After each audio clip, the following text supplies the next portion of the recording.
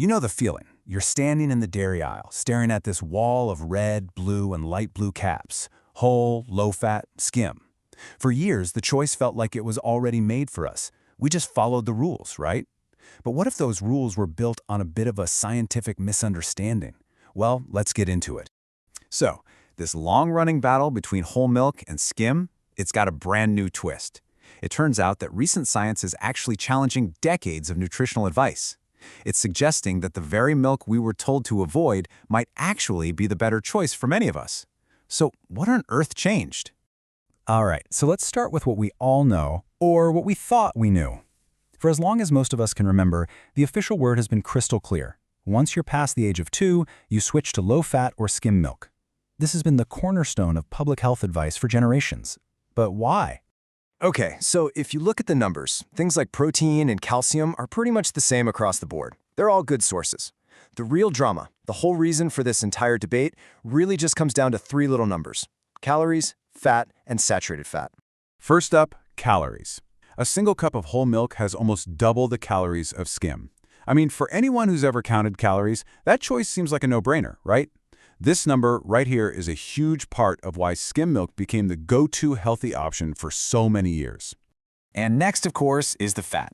Whole milk has about 8 grams of fat in a cup, while skim has, well, basically none.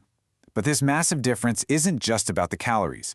It's about a very specific type of fat that was about to become public enemy number 1. So how did fat, and especially the fat in our milk, get such a terrible reputation? Well, to really understand the new science, we have to take a quick look back at the policies of the past. Okay, so let's hop in the time machine and go back to the 1970s. A pretty simple idea took hold. Saturated fat leads to high cholesterol, and high cholesterol leads to heart disease. Seemed logical. And so public policy was built on this assumption, making low-fat dairy the official recommendation. But then, more recently, scientists started finding evidence that just didn't quite fit this neat little story. So the crucial thing to remember is that saturated fat was painted as the villain. A cup of whole milk has about 4.5 grams of it, which is around 20% of the daily recommended amount. And honestly, that fact alone was enough to kick it off the healthy list for decades.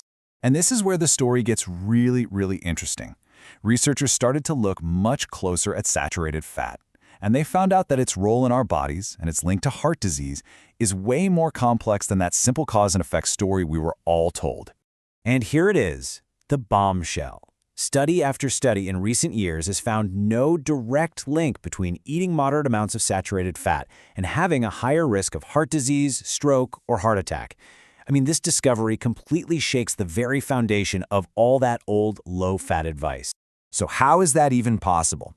Well, it turns out that not all bad cholesterol is actually created equal. Think of it like this. The most damaging kind, the small, dense LDL, are like tiny, hard golf balls that can easily get stuck and damage your artery walls. The other kind, the large, fluffy LDL, are more like big, soft beach balls. They're just less likely to cause any trouble. And here's the scientific plot twist. Yes, it's true, saturated fat can raise your overall bad cholesterol number. But, and this is a huge but, it seems to shift the particles from those dangerous little golf balls into the much less harmful beach balls. So it's a change in the quality of the cholesterol, not just the quantity. So with this totally new understanding of fat, scientists started to uncover some pretty surprising potential benefits of drinking whole milk. Benefits that completely contradict all those old fears. Get this. One major study found that people who had the most fatty acids from dairy floating around in their blood had a dramatically lower risk of developing type 2 diabetes. We're talking a 44% lower rate. That is just a stunning reversal of what we used to think. But what about the biggest fear of all, right? The idea that drinking whole milk will make you gain weight. In a major 2017 study, what was the link they found between dairy fat and a higher risk of weight gain? That's right, 0. The link just wasn't there. In fact, some studies have even found that people who drink full-fat dairy actually have a lower risk of gaining weight over time. And why? Well, it could be because the fat helps you feel fuller for longer. And the list just keeps going. Other studies have also linked whole milk to a lower risk of metabolic syndrome and even improved fertility in women. Plus, it naturally has more of those heart-healthy omega-3 fats we're always trying to get more of. Okay, so with all this new science, should everybody just drop skim and switch to whole milk right now? Well, not necessarily.